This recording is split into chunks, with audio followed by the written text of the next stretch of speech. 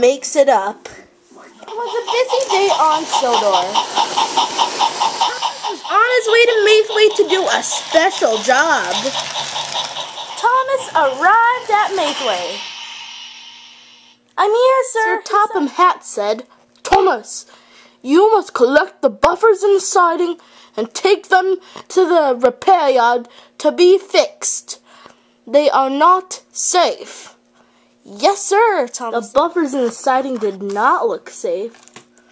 The buffers on them were rusty, and the rails were more apart than they should be. The engine could get hurt trying to back into those, Thomas said. "Yes, it is a good idea to replace those buffers." Thomas puffed up to the buffers. "Well, I guess I better load them up." Soon, the buffers were loaded onto his flatbed. Thomas chuffed out of the yard. Thomas forgot to leave another set of buffers at the end. Now it was just open. It had already puffed away.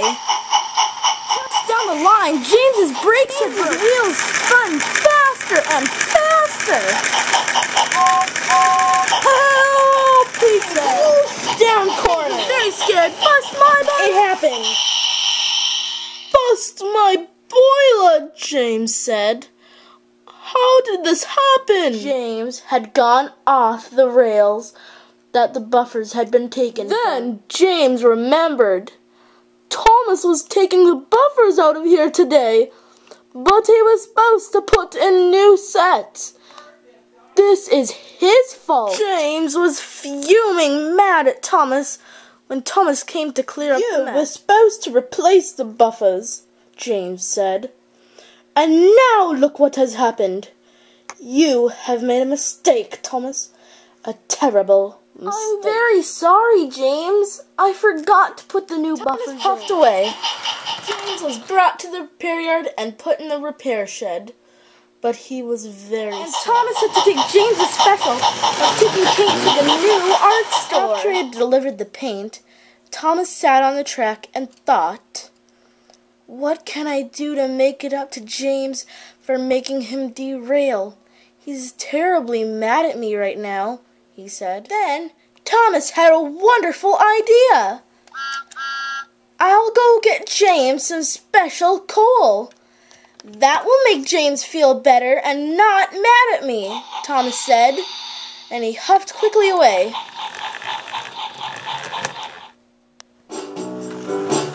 Thomas was on his way to the repair yard. Thomas puffed into the repair yard. "James, I brought you some special coal." "The truck is empty!" James cried. "You are so bad for making me derail!" "Uh-oh. Dear, I'll go get some more," Thomas said. "I hate special coal," James said. And that was that. "So bossy, James," Thomas said. "This is your fault, James," Thomas said. "It is not," James said. "It is too. Now look what happened." "Well, I'm sorry," James said. "Yes, and what?" "I'm sorry," James said.